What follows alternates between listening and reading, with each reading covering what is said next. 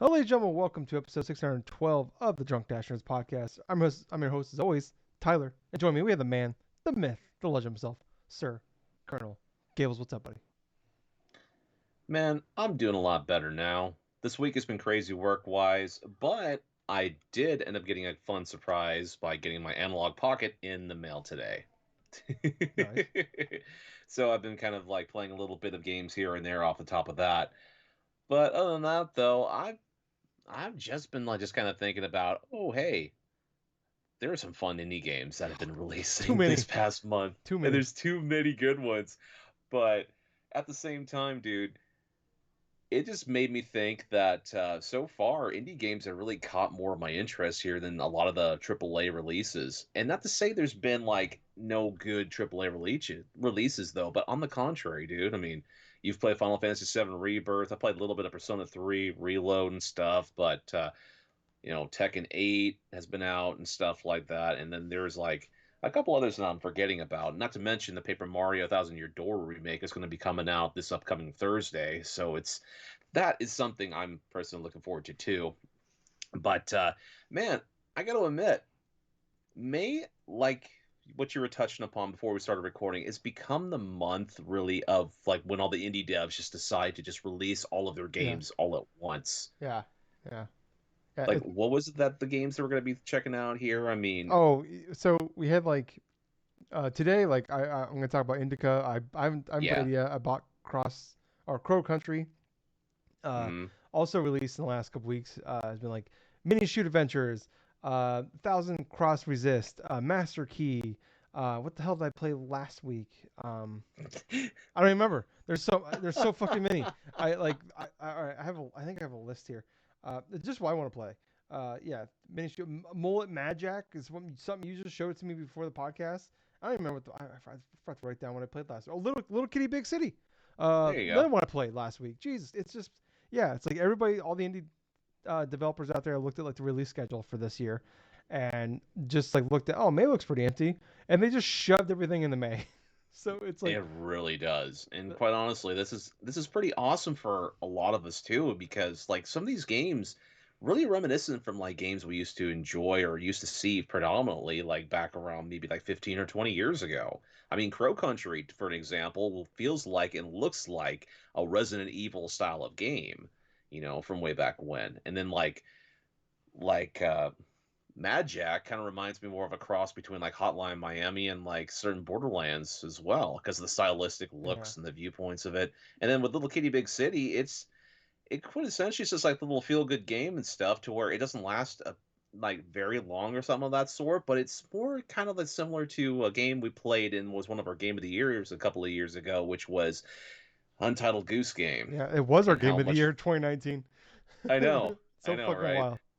Yeah, But yeah, I've just been thinking about that as of late, though. But anyways, Tyler, how have you been doing? I'm doing all right, man. Like you're saying, it's been a really fun time for gaming. I know like it's something we've been talking about the last like year and a half. It's been a great time for gamers, especially last year, but it's been a bad time to be a developer in gaming. Mm, Um, agreed. but like I'd say I've definitely had a lot more fun and joy the last few weeks of just playing so many of these indie games, these smaller games. Just I don't know, in a weird way, like it just brings back to like that 360 era of like the summer of arcade Oh and stuff. yeah. Just little things like that, where like every week for like 6 weeks, you just got like an awesome indie game that came out. Um, and like it's obviously we're getting like six fucking great indie games every week that are coming out, and then I keep hearing about more and more. Like I'm like, oh, I got like four here I want to play. I'm like, fuck, Hellblade's coming out Tuesday. Thousand Year Doors come out Thursday. Like shit. Mm-hmm. Like I was telling you, I'm like, man, I might just like cancel my pre-order for Thousand Year Door and just wait and get that later and just focus on these. There's so many of these great indie games, and it helps too. Like they're shorter games, so like a lot of them are like 4 or 5, 6 hours. So that like, makes it even more enticing. I That's want to play them. perfect. Yeah, which yeah, exactly. It's like it's so funny. Like I was talking to oh, so I saw this like one of these podcasts was like that was asking for like what's a game out there that like is the Video Game Chronicles. It's a website VGC.com. They do a podcast, and one like they'll put out like they'll have a topic of the show at the end. They ask people to submit questions, and like one of them was like what's like like a game like you think of like where you feel like the video game reviewers just got it completely wrong. And I was just like, to me, I was just like, man, I went and looked it up. Fucking Order 1886 has a What? 63 on Metacritic. Yeah. And I'm like, man, I love that game. That game's great. That's a great game. But remember the thing about that game was like, remember the whole conversation spurned out of it of like, people were pissed off because the game was like 6 hours long. And it's like, oh, how long That was should? the main complaint of it. Yeah, I Yes. remember we did like whole topics on it, and I was like, this is the Yes, we dumbest. did. Like Back when? way back when, like 2014, I want to say, that game came out, and like I love that. I thought it was like in my top 10 that year. I really love that game. Um, but maybe it was 2015. I can't remember. Anyways, but I was like, man, I was like, it's so funny now. Like people lost their mind because that game was like 6, 7 hours long, and Oh now yeah. every fucking game comes out and it's like 80 goddamn hours, and all we do is bitch about how long these games are. And meanwhile, we like it's like fuck. There's like all these great indie games coming out, and like we're celebrating not only the fact that like they're great games, but we're also like, Yes. I'm so excited to play this game, and it's like oh, it's like it's not like I'm gonna talk about the end of the podcast. Indica, I played that game today. I beat it in one sitting. It took me like 4 hours. Oh. It was fantastic. I'll talk Cool. about it later. I'll get some. There's a lot to say on that game. It's fucking wild. But my God, I can't wait. That's a little teaser. Check the if you're interested in that. Check the time codes. We'll talk about that at the end. But man, But like isn't that kind of, but dude, isn't that kind of crazy though? Like, not even like just let's say like 10 short years ago and stuff. A lot of us in the gaming like space or something like that, or even like just upon ourselves and stuff, we're talking about how games, you know, were like too short or something like that. They probably wouldn't be given so much of a time of day for some aspects, like say what you were saying for the Order 1886. mm, But now it's like we're griping because it seems like almost every major AAA game is like an open world style game where it's like 60 to 80 hours yeah, long and it has all these side quests and it has all these intricacies, and now people clamor for like 5 hour game yeah. experiences. Well, it's like there was a report came out that like most gamers only play like 5, 6 games a year. I'm like, yeah, no shit. Every game's a Yeah, fucking 100 hours. It's like it's a goddamn second job to play some of these games. So like if you made them like you made more games like 30, 40 hours and shit, like like that's a little more bearable. I can knock that out in like a few weeks, but and exactly. most people don't play games like we do. The average Joe, a game that's 100 hours will take them fucking half a year. But you make a game that's like 40, 50 hours, um, even like that, cut it in half, and it's a little more doable. And it's like there's so many games out there nowadays where like I was telling you a couple weeks ago, I'm like Persona is just a franchise. I'm just like I'm not even gonna bother trying. It's like Persona and Yakuza are just two franchises. I'm just like it's just not gonna happen at this point. They're just they're just so fuck. I think I would love those games. They'd probably be one of my favorite franchises of all time. Um, but I just can't do it. I cannot invest in another I complete gigantic fucking franchise out there. I completely understand. And that is in regards to not just that thought and feel and stuff, because I've felt similar ways with certain franchises as well. Because if it's a game, if series or something that's like maybe so many different games across like maybe 10 or 15 years or something like that, the least likely I'm going to go and get involved with it unless one of the games like absolutely hooks me and makes me want to go back and want to play some of those. But yeah, there's only so much time you can spend like trying to play like an open world style of game or just play a couple different games to where they are that long of tooth. And yeah, the Persona games are infamous too. I mean, it's like for 3, 4, and 5, you could spend at least close to about 100 hours just for like one playthrough. And that's not even doing like a lot of the subsidiary side quests or some of the like the connections in terms of social links and stuff, especially with Persona 3 Reload, that some people I know are still trying to figure out a lot of the different things to max out. But yeah, and that's not even accounting like say like the story elements and stuff, because a lot of it is like story stuff that you go into and stuff, and that's what kind of pads out the experience Yeah. itself. Well, But you can, yeah. oh, sorry. I was just gonna say though, it doesn't even include though. A year or two later, they released the Royale version. They had to play through the Mm. entire game again, and then just to play the extra 30 hours of content on top of it. So Oh yeah, it's like, absolutely. fuck. I don't want to do any of that. Like that sounds. Like I said, I think those games are great. But I couldn't imagine playing through that game twice. Then on top of it Yeah. being a third longer. But Gables, speaking of extremely long games that I've just kind of had to sworn off at a certain point. One of my favorite franchises of all time that I've just kind of fallen off the last handful of years. Assassin's Creed. Shadows was officially revealed on Wednesday. You got like a 3-minute CGI trailer. It's coming out November 15th. Taking place in 1579 Japan. Um, Gables, I'm gonna do it again, and I'm sorry, you got to hear it again. You've heard it a million times over. Next week marks 11 years of doing this podcast, Gables. But I gotta say it again. It's been like my pet peeve since the beginning of this goddamn podcast. Everybody's flipping out about how great that trailer is. It's a goddamn CGI trailer.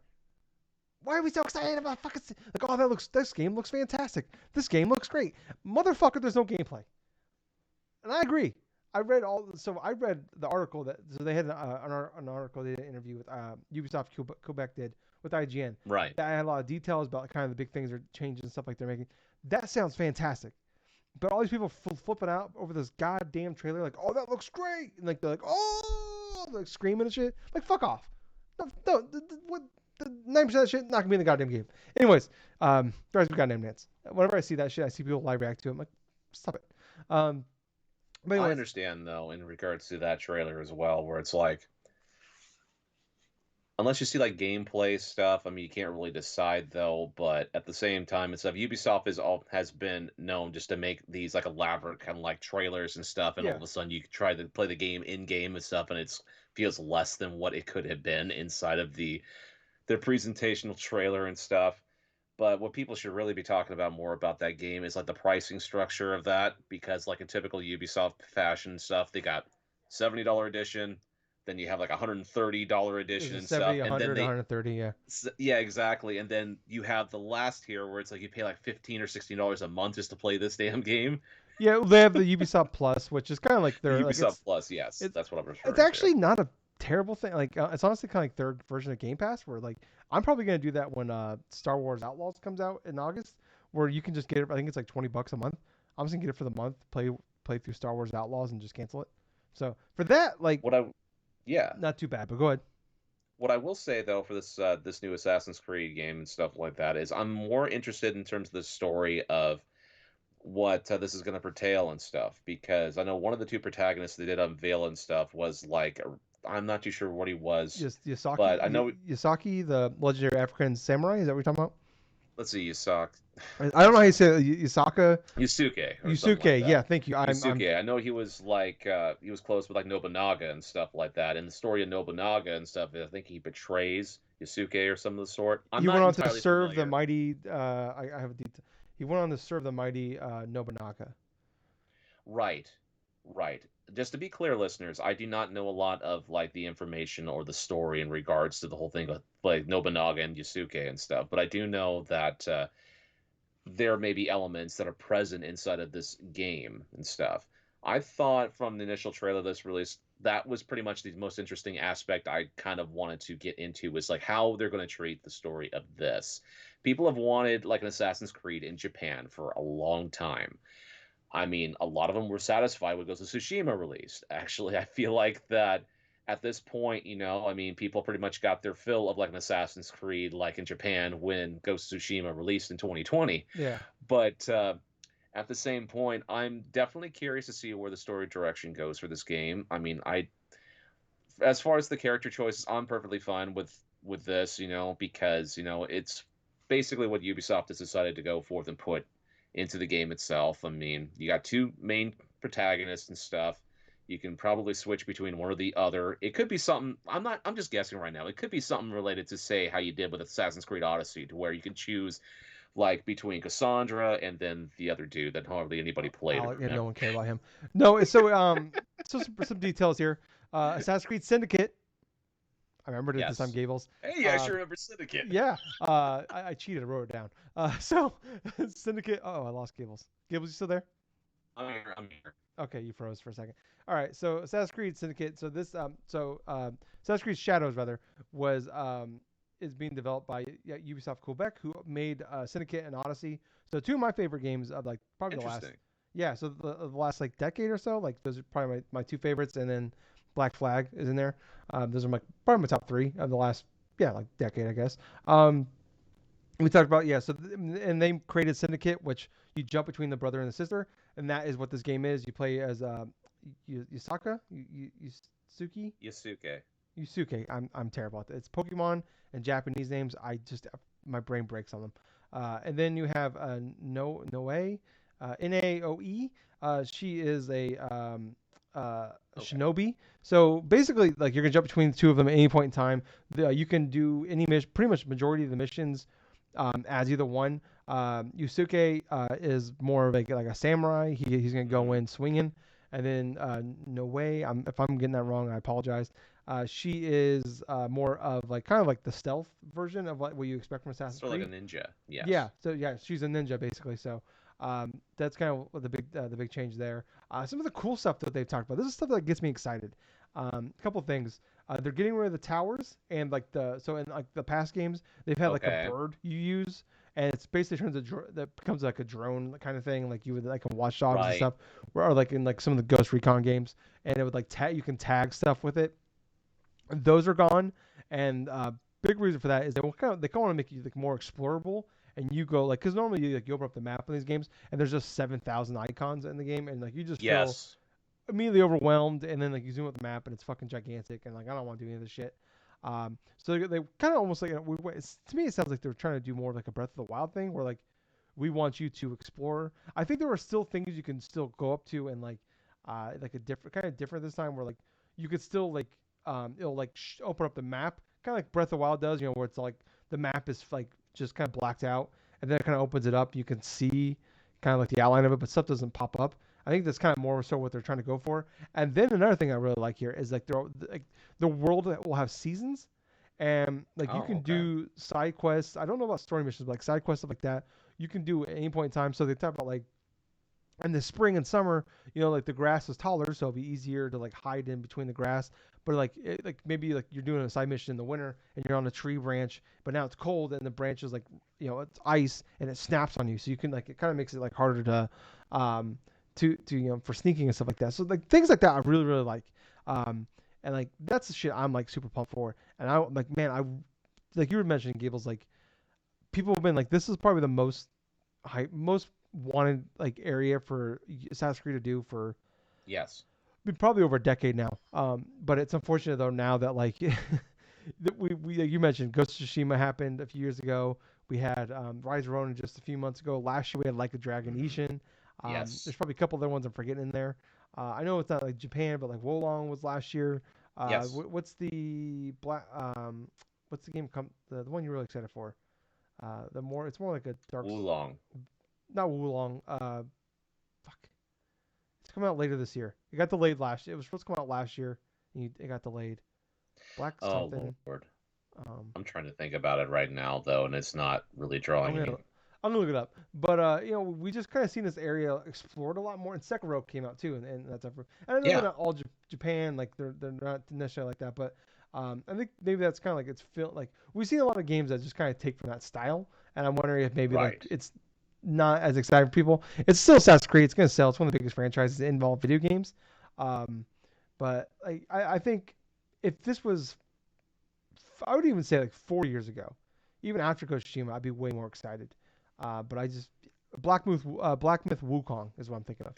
Uh, That's what I was actually thinking about. Black Myth Wukong, not Wulong. What the hell yeah, am I saying? I did the same thing last year, Wukong, but yeah, like man, like there's a part of me that like gets like really pumped because like I've talked about like I beat all the Assassin's Creeds up until like other outside of Origins, and then last or 4 years ago, Jesus Christ, Valhalla came out and I played like 15 hours of it. And I'm just man, like Odyssey I loved a lot. But it was like I've talked about a lot where it's like I love things I love about Odyssey were not the Assassin's Creed stuff. Um, it was everything else about the game that I really liked.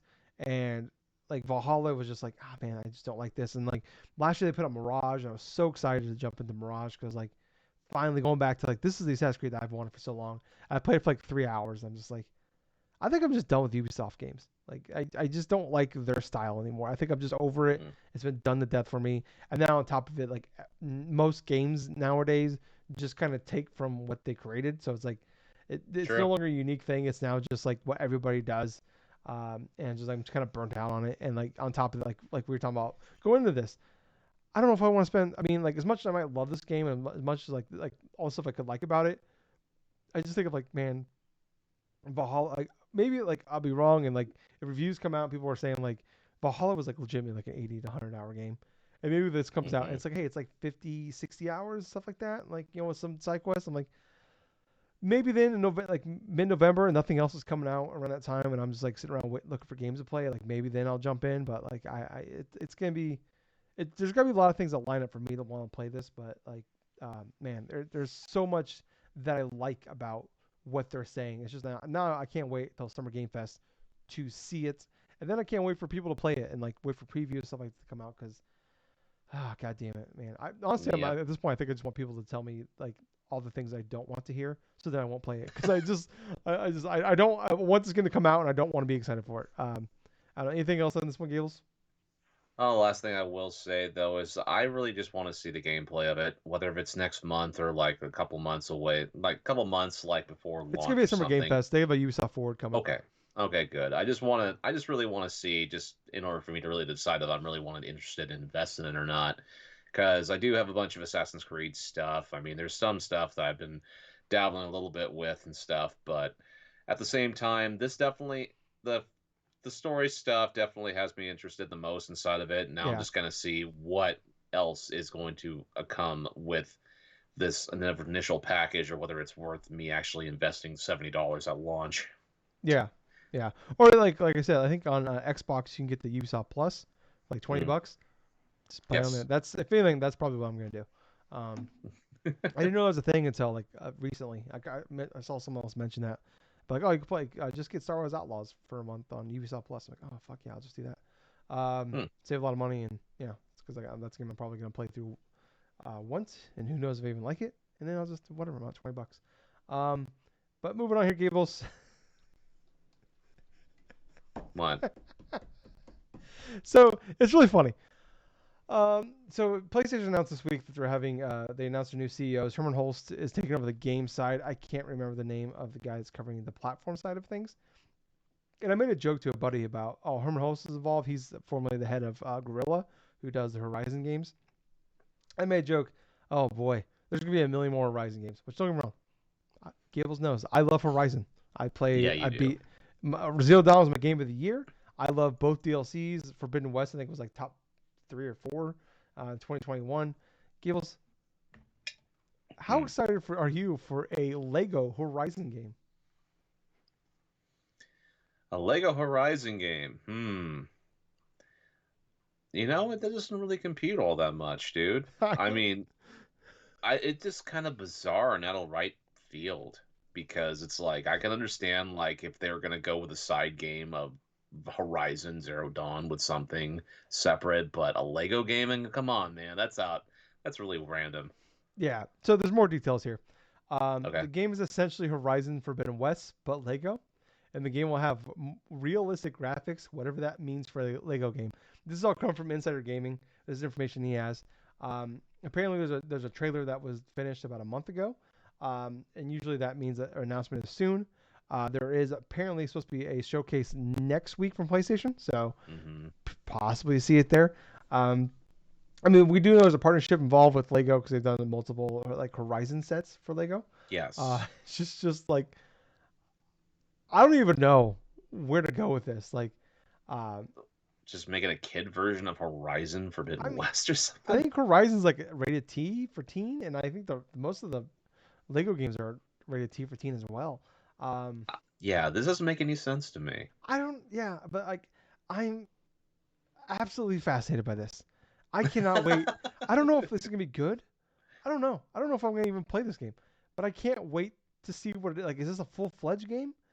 The realistic graphic parts, like what? I don't know. What? Who's making this? Is this Gorilla making this? Is this TT Games making this? Like I want it. There's so many questions that I have right now that I cannot wait to be answered. I am so fucked. This might be my most anticipated trailer for a game like of games that we know about. This is my most anticipated trailer at this point because I am flabbergasted by whatever the fuck this could be. I don't Dude, know. I'm not even like trying to talk. I'm not even talking shit. I'm not even saying this would be bad or good. I don't know. I just want to see it. Like Could you just imagine like their debut trailer is just the same as Horizon like Zero Dawn, only just Lego by Lego? I would, dude, I would pop the fuck off. That would be awesome. If it's like the original one where like everything is like like where the game is like complete, like not there's a lot of differences, and like you watch the debut trailer for Zero Dawn and then like what the game turned out to be. If they just recreate that original announcement trailer from like was that 2015, I'm totally in. Totally in. Game of the year. I cannot I'm so fucking pumped to see this goddamn game. Uh yeah. Oh, I don't know that would what be to fun. say on this. It's so fucking weird. This might be the weirdest partnership yet in gaming. Uh, at least lately. Um, moving on here though. Some more information here. So with Square Enix, um, this kind of blew up a little bit more than I thought it would be because it's kind of something that's already been talked about. So Ubisoft, Jesus, Square Enix announced that they are making changes and they are going to become more multi-platform, which is something that Okay. they put a new CEO in last year, and that was the big thing he talked about was like becoming putting games on more places instead, because it's kind of surprising to find out that like um, a lot of the games that they were putting out, like a lot of games they're just putting on Switch or just putting on PlayStation, they didn't have partnerships with them. It wasn't an exclusivity deal. They were just doing that. Like we know Final Fantasy games have a deal in place with PlayStation, but Mm-hmm. like a lot of the games they're putting out, there was no deal in place. They're just doing that. They're just putting them in the places they thought they would sell the best. Um, and now what they're talking about is they want to, um, Gables, this is my favorite thing ever. Um, What's that? One of my favorite things about Square Enix is like getting the names of their games when they put the names out, because they're just Yeah. fucking wacky as shit. Yeah. They have a new plan in place, which they're calling Square Enix Reboots and Awakens. Reboots and awakens. Man, it's I God, I want to be in the meetings. I could never come up with a name dumb enough for Square Enix, but I just want to be in the meetings when they're pitching. I want to know what are the bad ones. Like what are the ones that are like that's too bad. Like we can't that's Square Enix Renew and Rising. yeah, oh my God, yeah. There we go. Maybe Gables, you be in that meeting as well. And you know what? I'll just steal your ideas. Uh, but so they have a 3-year strategy, which it hopes will lead to long-term growth, which is every CEO's fucking favorite word, growth. Um, so some of the quotes in here: aggressively pursue a multi-platform strategy that includes Nintendo, PlayStation, Xbox, and PC. The company wrote that it hopes to bring its major franchises, including its back catalog, to more platforms, and will build an environment where more customers can enjoy our titles. One of the things we know about like Hmm. Visions of Mana is coming to Xbox. That's coming, I think, not too long from now. That was Right. at the Xbox Developer Direct we had earlier this year. They did a big showcase for that there. Um, Unfortunately, though, they did announce that the American and European arms will be hit with layoffs, which will happen over the course of the next month. Um, Oh. Oh so, well. what they're calling that is a rebuild overseas business divisions from the ground up, and has begun optimizing cost at its European and African offices, uh, African American offices via structural reforms. Kind of stuff like obviously that's awful. I mean, it's something that we hear about constantly. Um, Sounds like hopefully they're consolidating a bit. yeah, so what they're saying is they want to move that. They're consolidating into like they have 5 main studios. I think they're gonna have like 2 like side studios, something like that. They're gonna be working on other things, but I mean, it's something they talked about last year. We talked about last year when he talked about when I can't remember the new CEO's name, but it just yeah, I mean, it's something that we're seeing along the way. It's so weird if you're a third party developer. Why are you like I get like if PlayStation or Nintendo or like giving you a gigantic bag of money, they're like, hey, make it exclusive to our console. I get that to a certain extent, but like if you are, if you're working on all these games and you don't have a deal in place, or you're just putting it on these platforms just because you think they'll sell better on these platforms. I get that. Like, hey, push this thing. If you think like those HD 2D games, like yeah, those are gonna definitely sell better on the Switch. Push it harder on there, maybe, but put them everywhere else. We Right. saw that with Octopath Traveler 2 was Yes. on all the consoles at launch. The first one was on Switch for a long time Only. Yeah. exclusive. Eventually came to other platforms, but it was for a long Yes, it time. did. It was exclusive. So I yeah, like it makes sense to me. It's really dumb, especially now. We're like, but like even like they did the Final Fantasy what's those remasters they just did? What do they call them? Oh, the Final Fantasy like 1 through like It's 1 through 6 like 6. remasters, the pixel remasters Yeah, or like something. those are only on Switch right now and PC. I know, that doesn't make any sense to me. Yeah, they put them on PC and then like it's coming soon to Switch. And it took like almost a year to come to Switch, Yes. and they're not everywhere else. Like, why wouldn't you have these? And then we talked about last week, like they announced like they had like 140 million dollars in just like cut costs as far as like just cancel a bunch of games that are in production.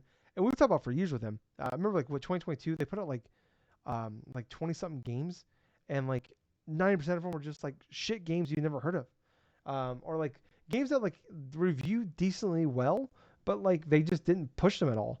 Some of the games like were games that are really trying like they didn't like games that just came out and they didn't send any review codes out for. Like No. they didn't even give much like like you say we want but reviewers and review codes, but like that is a part of like advertising. It's like and these games ended up coming out and they were actually like decent to good games, and they just didn't like there was that one like anime farming simulator they made. I cannot remember what it's called. Something Vanilla. Fae Farm. Fae Farm is the indie developer. Vanilla something. Oh my God. I can't Oh remember. man. There was Anyways, an in one. Okay. Okay. if you can remember it, let me know. But like they put out the game ended up reviewing pretty well, but it's like, but then they put like a million like there was like the Chocobo racing game and like shit like that. I was like, they're just pumping these games out. Like, unfortunately, I feel like we're not going to see a sequel to Strangers in Paradise at all, which is a bummer because I would love one honestly. 'Cause that's probably one of my favorite games that's come from them in a long time.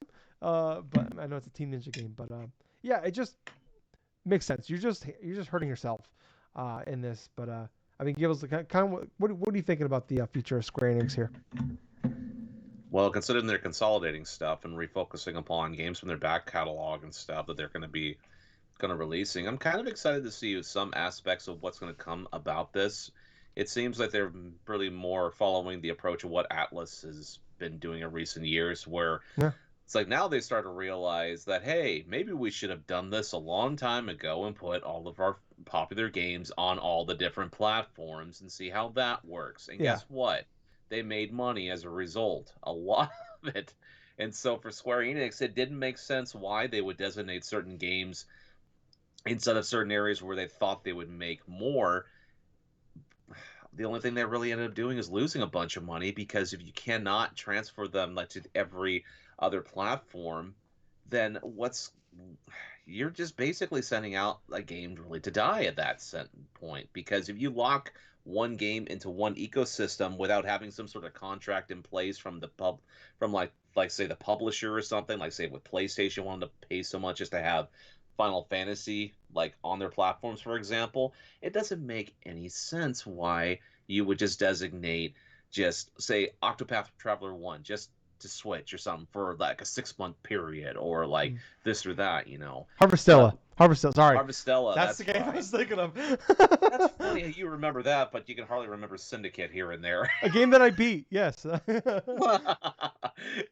But what I'm interested in is when they refer to back catalog, I think of a couple different back catalog games that they could potentially come out with, hopefully, maybe.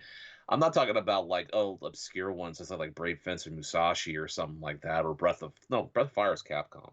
But thinking about Parasite Eve, that's definitely one thing That's that a I've weird thought one because about. it's tied into. I guess it's based off a book. It's based off a book, yeah. So, It's yeah, definitely based upon a book, so there's probably going to be some sort of like it's like IP legal hell. gymnastics or some IP gymnastics that need to be done. But I would really love to see like a remaster of just the original game, because, well, the other games in the franchise really aren't that memorable per se. I mean, you had Parasite Eve 2 that was like a prequel to the original that not a lot of the fan base at the time really liked at the time, because it was sort of vastly kind of different than the original's release. And then the third birthday, the third birthday on PSP, I ended up playing that one. Dude, I played through the entirety of that one, and a lot of things did not make sense to me, obviously, because A Square game not making it was, sense? I don't believe you. well, it didn't make sense in some aspects, because the game up until that point was like a turn-based sort of like action shooter at that point, because it was a turn-based RPG, right? Mm-hmm. Parasite Eve, at its core, it's a turn-based RPG to where you encounter certain enemies, then all of a sudden you'd move a certain direction, aim, and then just use an attack and this and that. It was unique for its time back when Squaresoft did a whole bunch of experimental like RPGs at that point. But for third birthday, it was more of like a cover based sort of like shooter sort of S type thing. It was completely different in terms of gameplay than like what the franchise was known for. On top of the story being just crazy, like just being crazy and just out of character for Aya Bray. It wasn't until like literally like the final portion of the game you finally understand why like she is acting the way she is, like completely opposite of the thing, and it's kind of a cop out in a way. But I definitely would say Parasite Eve would be one thing I would like to see Square Enix go back and revisit. Another one, obviously, being one of my favorite games of all time, that being Chrono Trigger. Even if it's kind of impossible to get like that crew or something back together to even put like a remaster of this game. But those are just two games that really come to mind with that. Yeah. Yeah, I hope this just means that we get a Nier Automata 2. that'd be It's interesting. one of the most successful games they've ever made. And I'm shocked it's been 7 years. And I think just recently the creator and director of Nier Automata Mm-hmm. said that they're working on a new game right now. They won't say what it Yomotaro. is. Yeah, so I'm hoping, for Christ's sake, hope it's Nier Automata 2 or something near related. Because God damn it, it's been too long, and I can't believe like, well, that game sold so fucking well. And It did. they just, it's yeah, they haven't made a new one, so I'm hoping that that's the case. But let's move on here, Gables. Some other stuff we got going on. Um, we got some Circana reports here. This is formerly the March MPDs. Some fun little info we got here. Um, before we get into it, I want to just talk about Gables. Helldivers 2, the best-selling game of 2024. That's really good. Yeah. Over 12 million copies sold. It is, in lifetime dollars earned, the seventh highest grossing game ever from a Sony published game. Wow. Yeah. If you took out the PC sales, it wouldn't even crack the top 20. So this is mostly PC sales. Correct. That's crazy. Yeah. If you just took the sales of Helldivers 2 on PC, it would be the number one selling game of the year. Gables, if you took just the PS5 sales of Helldivers 2, it would be the number one selling game of the year. Jeez, dude. Yeah. So some fun facts about Helldivers 2 there. Get into the top 20 we have here. Number 20, Mortal Kombat 1. Actually, no, I'm going to ask you, Gables. There's 1, 2, 3, 4, 5, 6. 6 brand new games that came out in March.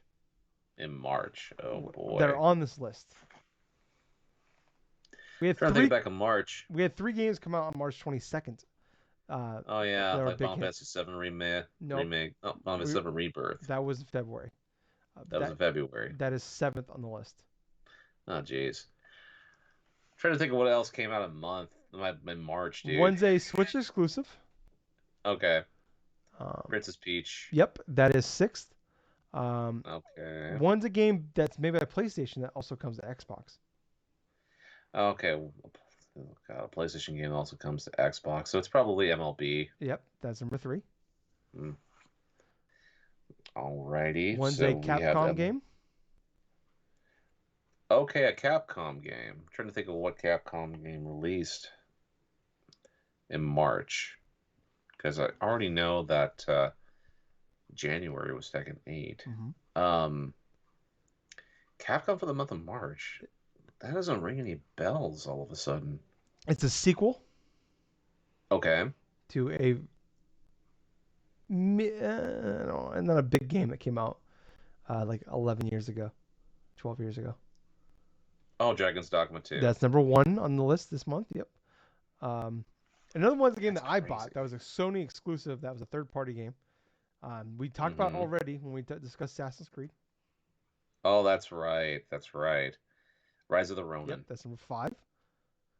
I don't know if we can get these there. I don't know. I'm good. All right, I'm just gonna go through the list here. We have Mortal Kombat 1 is number 20. 19 is Spider-Man 2. Number 18, Mario Kart 8. Number 17, Elden Ring. Number 16, why? Rainbow Six Siege. Number 15 is Tekken 8. Jumping from 107th to 14th, Horizon 2 Forbidden West. Huh. Yeah, I believe. I wonder why. I believe it's because of the. No, I don't think it was because it came to PC. I think it's been on PC. I don't know why that happened. Maybe there's a sale. I'm not sure. 13 was Minecraft. 12 was EA Sports FC 24. 11 was Madden 24. 10 was Hogwarts Legacy. 9, another brand new game, WWE 2K24. Oh yeah, that's right. The other new game, I didn't know how to describe this one to you. Unicorn Overlord. Uh, Okay, Unicorn Overlord, the turn-based sort of like RPG mhm, style. from Sega. Yep. 7, Final Fantasy 7 Rebirth. 6, Princess Peach Showtime. Number 5, Rise of the Ronin. Number 4, Modern Warfare 3. Number 3, MLB The Show. Number 2, finally knocked off its pedestal, Helldivers 2. And number 1, Dragon's Dogma. So yeah, some other little fun, some maybe not so fun facts. Um, so we had some games that come out in February that were on the Mm-hmm. list. Mario versus Donkey Kong is already off the list. Yep. Skull and Bones is also off the list, even though it was like number 4 the previous month. Um, so we had 3 games that are notable, I would say notable games that came out in March that did not make the list. Alone in the Dark, Outcast: A New Beginning, and South Park: Snow Day did not Mm-hmm. make the list despite the fact it came out in March. No. So, um, yeah, just continue to kill it, man. Helldivers 2. I fucking love that game. I got my Helldivers That's awesome. shirt on right now. But yeah, big fan of that. So it's awesome to see still killing it and still fucking doing really well right now, despite PlayStation trying to destroy that game. So, yeah, I don't know, fun little list here. That's always exciting. Like we talk about, like like we're really excited as like gamers, like all these great indie games come out, but it's always fun to see these lists kind of like randomly see like an Horizon 2 Forbidden West just jump up from 107th to 14th. Um, Yeah, that really perplexes me. Unless was like a released on Steam or something like I that, think that it's just doesn't make any I don't sense. know if it's already. I could be wrong, but I thought it was already out. But maybe it just. It's obviously that was 2 months ago at this point, so who knows? But really weird. Um, but all right, let's move on, Gables, to some other news this week, buddy. Um, Madden 25 out August 16th. Gables, Okay. 11 years later, baby. 11 years later. I don't know why I was going Dusty Rhodes there. It was really weird. But NCAA Football 25 out July 19th. Let's fucking go, baby. Let's go. I can't wait. I'm so fucking excited for that thing. Oh, man. Oh, it's been 11 years. Oh, man. I was in my early 20s the last time the game came out, which is wild to say. Now I'm in my mid 30s. Um, GTA 6, we got a release window of fall 2025. So can't wait to play that in spring 2026. Okay. Um, Yeah, shit. yeah, I know, right? yeah. 2K said that they will reveal a big game from one of their big franchises at Summer Game Fest. So Oh. no idea what that means, but people were like, maybe it's Bioshock, maybe it's Borderlands, something like that. But I mean, there's been a Bioshock game in development. They announced like years ago. So that's my guess.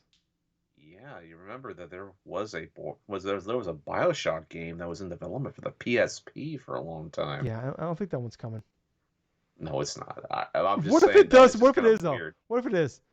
They just do like a limited run games of like a PSP version of Bioshock. Oh god, that would be so I wouldn't be hysterical. mad if everybody's expecting like Bioshock 4 and it just No, comes out. It's Bioshock PSP, or is it Vita? dude. Well, at this point, it would have to be like a Vita game, but at the same point, dude, I think I would It's respect it more that they went that it's, direction. it's More so, exclusive to PlayStation Portal. it's exclusive to the PlayStation Portable. Hope you guys have one. Yeah. Oh man. That's fucking funny. I hope that's the case. I've totally forgot that was existed. That Bioshock PSP game. Oh yeah, yeah, I remember that too. But yeah, that'd be kind of interesting if, say, 2K games and stuff do go to the route of like a new BioShock. I could just kind of wonder what the hell that would look like because no Ken Levine. Yeah. Yeah. He's kind of the. I don't know. I mean, I don't. We don't know. Like maybe he's not the Kojima of that franchise, but yeah, like. Nah. I mean, the games are fun to play. I just, Yeah, that it's like the story and the world and everything like that is, I mean, that really is his baby. So we'll have to wait and see. But I don't Mm. know, everything I've seen of Judas, I was really excited for Judas until I found out it's a roguelike, and I'm like, all right, I'm out. So Oh my gosh. Oh my gosh, that's at least one gaming trend that I'm kind of happy about, but at the same time kind of frustrated about, to where it's like now it's like almost every game has to be some sort of roguelike. yeah, it's like every game's gotta be fucking hard as shit, like it's Elden Ring. It's gotta be a roguelike. Fucking like why do we do this? Come on. And then last but not least here, Ubisoft announced they're canceling Division Heartlands. So um, Oh, one of their okay. like free to play Division games they're making. It's like a they've done multiple like things on it. Like it's gonna come to mobiles, it's gonna come to consoles, PC, and everything. But Right. I think it was gonna be more of a battle royale game. I think Ubisoft has canceled more free to play games in the last few years than they've put out at this point. Um, Hmm. Surprising. there was so it was kind of funny. So a, one of the a journalist I follow mentioned that after this was announced that he's like he went to a like a preview event for this like Ghost Recon Battle Royale game they were making. Ubisoft was, and like, he wrote the Hmm. article, everything was ready to go, and they were gonna like they went to the preview event, but they had announced this game, and they were gonna announce the game in like 2 weeks, and in between the 2 weeks of them doing this big preview event for this Ghost Recon Battle Royale game and like announcing it, they just canceled it. Wow. Yeah. So yeah. I mean, who knows? They've Could you just imagine that? yeah. Remember Roller Champions, Gables? God, I remember the release of Roller Champions, That but yeah. yeah, why? I don't know. I just remember that. You remember the game X Defiant? No. Okay. Well, it's a big game they've been pushing for a few years now. It's out now. It just came out this week. Oh, It's a free to Jesus play Christ, shooter game. dude. It's out. Or no, maybe it's out next week. I don't know, Gables. It's coming out soon. I didn't. The only reason I know that is because I seen people mention that there's been more headlines about Division Heartlands being canceled than the fact that X Defiant is out. Mhm. So that I know, right? which is pretty fucking wild. Weird time. I don't know. Ubisoft, like you're struggling right now. You're making a lot of weird decisions. Shit's going wild. I don't know. Like maybe like put some more heart and soul behind your fucking games as you put them out. But Gables, I have to pee. Mhm. I want you to tell me what you've been playing, buddy. All right. So when it comes to the games that I've been playing for this week, it has been a little bit of like hit and miss stuff. Obviously, since getting in the analog pocket this week, I've been going through some of my older Game Boy games. I popped in my original copy of Pokemon Blue, turned it on, and was instantly hit with a bunch of nostalgia, as my game file that I had on my Pokemon Blue and stuff was the same as when I completed the Pokedex way back when, I think around 2000 or like 2001. That game file is still active, and I thought that was the most craziest thing, because I turn on the game, I open my Pokemon list and stuff, and immediately one of the Pokemon on my team is a Hitmonchan that I literally transferred from the original Pokemon Stadium from the N64 into that cartridge. The thing about it is, like, back then, I had my Game Boy Color, I had my N64, I had my copy of Pokemon Stadium. I remember beating a whole bunch of cups and earning a bunch of different Pokemon from Pokemon Stadium that I could transfer to my Pokemon Red and Blue games and stuff. I just seeing that, just seeing this Hitmonchan that is literally like 24 years old now, it's just wild to me. It's absolutely wild. But the other games I was trying out a little bit of, gosh, what was that game? It wasn't like a Pokemon game or anything. It was sort of, yeah, I think it was like Super Mario Land 2 a little bit or something on this thing. I may be remembering it wrong, but I do know that the game that I did end up trying to play a little bit of was Pokemon Ruby. I have not done a run through a Pokemon Ruby in, like, kid you not, like over 10 years. Last time I played a game from like Generation 3, it was Pokemon Emerald way back around 2019, maybe 2018. But I wanted to put this Analog Pocket through its paces, so I started up my run here at Pokemon Ruby. I've already decided I'm just gonna be playing maybe like a handful of Pokemon and stuff. So I picked Torchic. That's the best starter of that generation, in my honest opinion. But Wait, wait, I have wait. Is my that Gen 3? Torchic. Yeah, Gen 3. I'm So good. I have my Torchic, which I've nicknamed Cinder. So Cinder is basically he's this Pokemon is pretty much like very strong in terms of the special attack aspect. But I also got on my team right now with C Dot. C Dot is like a grass type, right? To where the only move that he learns is Bide. What? I didn't want to interrupt you. I'm sorry.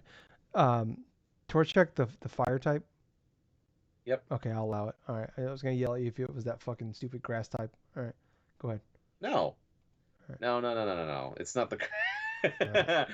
No, Torchic is like just basically looks like a baby chicken Mm-hmm. and stuff like that with fire. But no, C Dot. This is a Pokemon that I caught early on. It evolves fully into like this dark grass type Pokemon by the name of Shiftry. And Shiftry is kind of like this woodland like sprite spirit or something like that, apparently. But Shiftry is really cool because even though it's grass and dark, it can gain like some powerful moves like extra sensory and like you can teach it like moves like Thief and this and that. I know both of those Pokemon are very good when they evolve and stuff, like into their final forms. So basically, what I have right now is both my Torchic, my C Dot, and I got these two Zigzagoons that know the ability Pickup. Because here's something about this game that I completely forgot about, Tyler, and that is when you have a Pokemon with a pickup ability, if you walk around, you get these random items for free that they pick up. You want to know the first? No, actually, no, not the first item. The first item I got from one of the Zigzagoons was a revive. The second, the second item that I ended up getting was a King's Rock. Dude, King's Rock is good because you can actually like cause like an opponent's Pokemon to flinch if you have it equipped on, but it's also a held item in terms for evolving Pokemon. So, for example, the way you get to evolve in, like, say, and get a Politoed is by having a Poliwhirl hold that item and then trade it to somebody and back, and that's how you get your Politoed. But yeah, for those type of like evolutionary things, and the thing about it is, getting a King's Rock is very low percentage, and the fact that I got it in like the second held item when I had my two Zigzagoons in my party, it's just very crazy that I got it that quickly. But the strategy of this playthrough is going to be maybe just have like a minimal team and see if I can just just enjoy my playthrough of this. It's not going to be kind of like what I did with my replay of, I think it was like Pokemon Red or Pokemon Blue or something, where I just had a full party of 6, and that took me such a long time just to go through this game, through that game. I think close to around 30 hours at that point because of the more Pokemon that you get, the more grinding you have to do, and the more grinding you have to do, this it starts to kind of like weigh on your conscience a little bit more. So it's like I'm so used to doing Pokemon runs now where I'm just doing like one or two Pokemon and it takes me like, especially for the original games, like say 9 to maybe 12 hours max or something, like just beating these games. For this Ruby playthrough, I'm basically trying to enjoy how I did when I first had this game. But I'm not too sure what else I'm going to decide for a party. I may want to try to get a Carvana because it evolves into a Sharpedo, and Sharpedo is an awesome Pokemon. It's basically a dark water shark, and just having like a big old great white shark or something like that on your party just sounds like such an awesome idea. But that I probably am going to try to aim to try to get like a Metagross because Beldum you can pick up like later on in the game, like in the Moss Deep City. And I know it's like the champion, like his house is there and stuff. And basically, that Pokemon is like a free Pokemon to take and stuff like that. So you can get like a Beldum in your party, and that's going to be like Steel Psychic and stuff. Just thinking about the possibilities I could do with this team, it's really fun because with Generation 3, they introduced not only like new different types of Pokemon, but the natures started coming into play to where it manipulates a Pokemon's like what stat makes them more powerful upon level up, which stat is lower upon leveling up. And so keeping track of all that is also important because you could catch a Pokemon, it could be complete garbage because its defense or something is super terrible or something. But yeah, man, it's just fun just getting back to playing Pokemon Ruby. I haven't even done any type of gym badges yet. I'm just going through like the forest stuff. I just beat the first like Team Magma Grunt or something because he was threatening this Devon researcher and stuff. But other than that, that's pretty much what I've been playing. All right. Um, I played a couple games this week. I mentioned it last week. I started Tales of Kanzeria Zau, and if you don't remember, if you watch Game Awards, I can't remember the guy's name. I apologize. But he's the director of the game. He Yes. created the studio where like basically made this game as a kind of like a love letter to his father who passed away a few years ago, Yes. when he's like dealing with the grief. And that's kind of what the game is about overall. It's kind of like it kind of reminds me of like almost like a Black Panther type thing where like kind of like a futuristic like Africa world. I can't remember what the name of the world is called. But basically, it's he does the voice acting for the main character, and it's a son dealing with the passing of his father, and basically it's like he wants to bring his dad back, and he makes a deal with like the god of like kind of like their god of death, I guess, in a way, to like he's like gonna go and like take down these three spirits, get these three spirits to bring his dad back, and that's kind of the overall point of it. There's different areas. It's Metroidvania style, which typically are not my thing, but I'm a sucker for games with like a story like that kind of bring like these type of stories usually bring me in. I'm a person like I like to feel emotions, and I'm here to go along with the story, and I really love the platforming. I really love the action. I love the gameplay. Kind of the core concept of it is that you have two different like masks that you wear. You have like an orange mask that's more like a melee style like combat, and then you have like the blue mask you put on that like kind of more of like it's more like more ice damage. So like, Mm-hmm. it's more like you can shoot like kind of like ice, and sometimes you'll freeze enemies and stuff like that, and Right. you have to wait for reload, and you kind of use those together to like not only platform get across the world, but also like in combat. The combat feels great. The platforming feels great. Like I have no real complaints about overall how it works. I will say it's very more of a simple Metroidvania, because like once you get to an area, the whole map is just there. Like typically when you like look at when you play Metroidvania, like the map, like you got like it doesn't unlock till you get to that room. But like it doesn't like tell you where things are, like the secrets are of the world, but Okay. it just the whole map of the area is just there.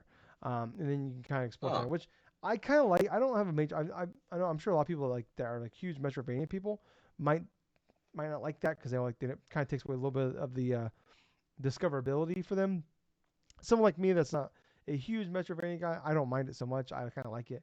Um, but I ran into an issue. Yeah. I said, I'm absolutely loving this game. I'm adoring the story. I'm loving where everything's going. Having a great time. These boss battles are fucking really really good and hard as hell. Um, I'm almost done with Act Two. There's four acts, Right. and they did an update on Wednesday. And Uh-huh. that's I was playing the game Wednesday, and there's an area where like it's kind of like in most Metroidvanias, you unlock new abilities as you go, and it kind of like Yes. changes the way you can get to like you can go back to areas and like unlock areas you couldn't go to before. So I went to an area like so you can go left or right. This one section. At this point, I didn't know this. I went right because like I'm like okay, left looks like the path you want to go, so I'm gonna go right because that looks like the like oh there might be something over there. Typical thing you would do in a Metroidvania. Went there. I went down like jumped across some platforms, went across, went down, and there's a wall there. Like, okay, I can't. Right. Like, obviously, I need something there. Like, you're smart enough to know like okay, I can't get through that wall without a certain ability. You know that's like it's obviously it's got all the makings of like that's something you can do later. So all right, I'll come Yes. back. I go back up, go across, try to go across all platforms, and there's this big gap that I Yes. just can't get past now. I can't go back. I tried jumping up, I've dashed. I've spent literally 40, 50 minutes just trying to jump across this thing. I'm like, what am I doing Huh. wrong?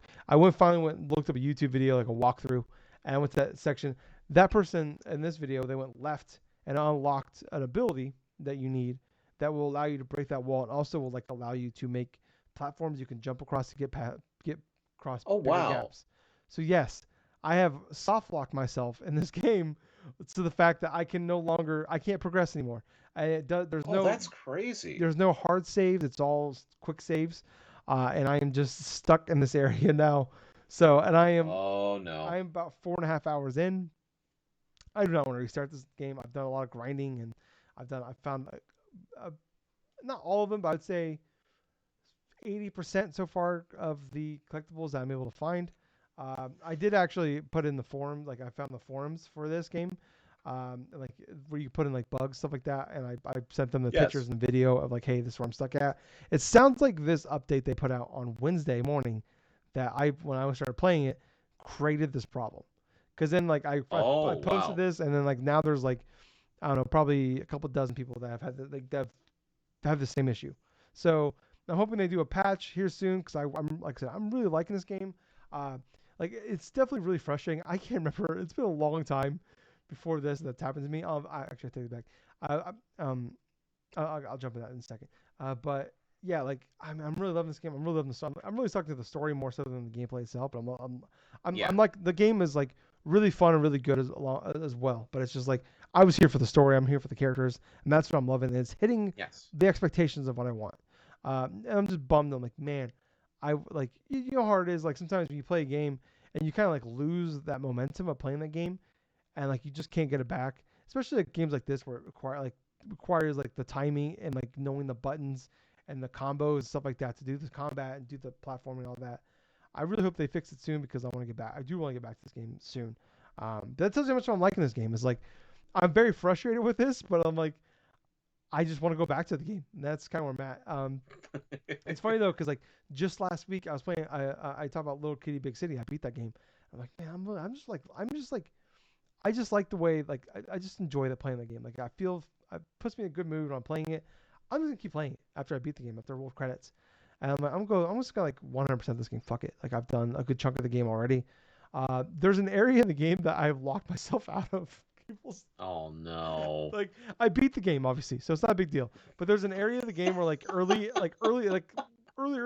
in the game, like you get put in a section where like as you play through the game, like there's little holes you can crawl through to like kind of create shortcuts and stuff to get through other Yep. areas. But you like usually you'll see you try to crawl through an area but it's blocked. And then later on you come back and Yes. you can like move something out of the way, like a basket or something, and then you can crawl back underneath it. There's an area that you go to that you have to like find like oh, okay, well, I'm stuck here. I gotta find a way back. And what you're supposed to do, and I didn't know this at the time, you're supposed to move the basket out of the way to crawl through that hole, and then Yep. you can jump back and forth whenever you want. I thought I like okay like there's like side quests over there I have to do like 100% this game. I I walked across the fence like a fence on that area and I was able to jump back Uh-huh. over into the main area. So Huh. now I can no longer get back into the area. There's nothing Oh. there's no fast travel, there's nothing. So it's funny to me like I can't remember a time where I've been like this has happened to me. Like it's probably happened, but I can't remember. It's been a long time that I played a game where something like this happened. And it's happened to me 2 weeks in a row where this is Two like weeks in a I'm row. like Getting soft yeah, locked like in two subsequent games you're playing. well, like I beat Little Kid Big City. Like it didn't stop me from beating the game and rolling credits. But like to me, Right. if I want 100% this game, I basically gotta start over. That kind of sucks, and I'm Yep. not gonna do that. Which sucks. Like I said, I really like the game. I was having a good time with it. I was really vibing with that game. But I do want to talk about Gables. I gotta talk about one of the Okay. one of the I don't know what games of all I've ever played in my entire life. Indika. I talked about top of the Mm-hmm. show. I bought it. It came to PC last week. Came to Xbox and PlayStation on Friday. I bought this immediately when I got home last night. Started playing this morning, and I just couldn't stop. I ended up beating this whole game in one sitting. So people remember, like, if you keep hearing people talk about the Nun game, this is the Nun game. And Yeah. I will say this to people: the less you know, the better. Because I thought this was like some sort of like horror game. Like, kind of, what's the game that I played that Outcast, Outlast. Outlast. Thank you. Yeah. I thought this was like some sort of horror game, like Outlast, where you play as a nun, you're being chased by something. It's not that at all. I don't know why. I don't know why I thought it was. I watched one trailer. It's got some really eerie, creepy vibes, especially in the beginning.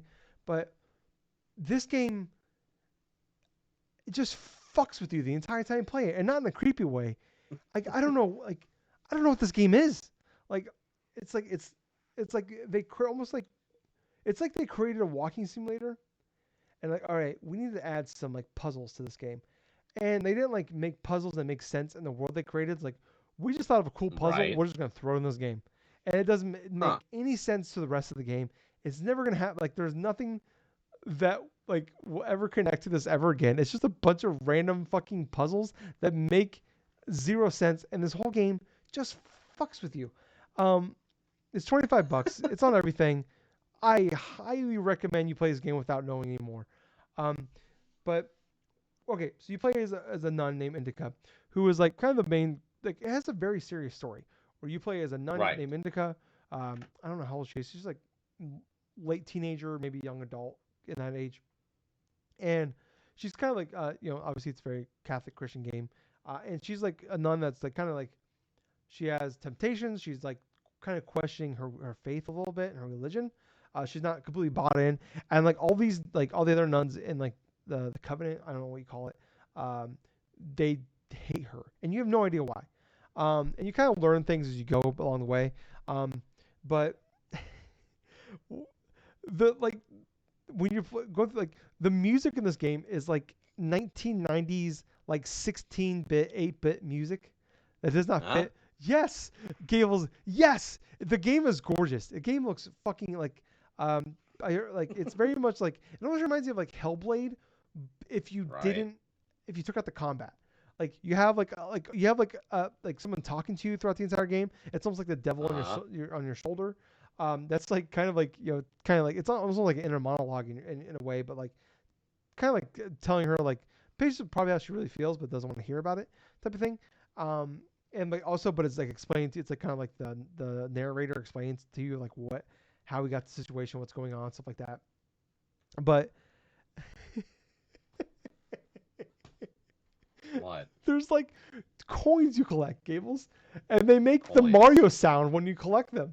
And the like, What? yes, the game is fucking crazy. Like, I don't know how to explain this thing. I don't know. I spent like the whole day. I'm like, how do I talk about this without ruining this game for people? Like, the game just like, and it's like one of the first things you do in this game is like they make you walk across the whole fucking thing with a bucket of water or a bucket of potatoes, Okay. and you give this person the bucket of potatoes, and like, all right, we need water now. All right, and you gotta walk across the, you gotta walk like it's not like it's probably like a 30-second walk to get to the water. You gotta like drop the thing down the well, the bucket on the well, fill up your bucket, walk across to go fill up this fucking other bucket, and you dump it, and then all of a sudden just this big thing pops on the screen, 1 of 5. And you gotta do it 5 fucking times. This game just trolls you the entire time. But it's like it doesn't acknowledge it. It doesn't do like there's no real like point to it. Like it's like an incredibly serious story about Indika, and her like dealing with like being a nun. No one likes her, and like her faith and like questioning her religion and everything like that. Like she feels like she's going crazy. Like she thinks the voices in her head are the devil. She thinks she's talking to the devil. Okay. And minor spoiler, like you could beat this whole game in like 4 hours. I'll say that. Like depending on how well you do some of these puzzles. Um, but then along the way, you find this like escaped prisoner, who thinks he talks to Uh-huh. God. And that's kind of the crux Uh-oh. of the story. Is like you're this nun who thinks she talks to the devil, and you're this prisoner that thinks he talks to God.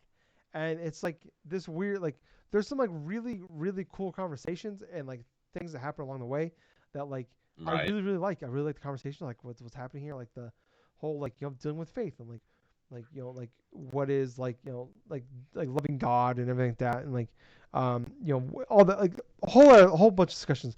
But it's the shit you do along the way that make this game like damn near 10 out of 10. It's like it's I as much as I love all that serious stuff, it's the dumb shit that you do of like there's like one point where like there's like this woman that like stacked 2 chairs on top of each other and then put a ladder up. And she's on these things. She climbed up to a Okay. balcony and she's like cleaning something, and then you just take the ladder. You just walk away with the What? fucking ladder. People, I don't know how else to talk about this game. It's I okay, maybe you shouldn't share any more about this game because this sounds so batshit crazy. Gables. I put in a thing to try to get you a review code. I don't know if it's gonna work. If I get you a review Okay. code for PC, I'm gonna buy you like a little nun like hat thing, and I want you to stream What? this game. Because I just want to watch people play this game. Gables, I cannot, like, I don't know if this is gonna be a you thing. I really don't. But man, actually, yes, it would. But I want to watch you play this game because I think you will find this thing absolutely at points hilarious, even though it is serious as hell. I don't know how to talk. I don't. I just want to talk about it. It's like I just need to have a conversation with somebody about this thing because like it's fucking wild.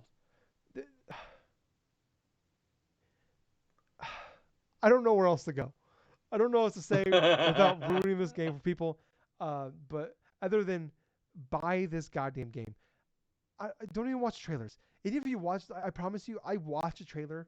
I watched multiple trailers before I bought this game. And I was completely wrong with what I thought this game was going to be. Like I said, I thought this was a horror game. It's none of those things.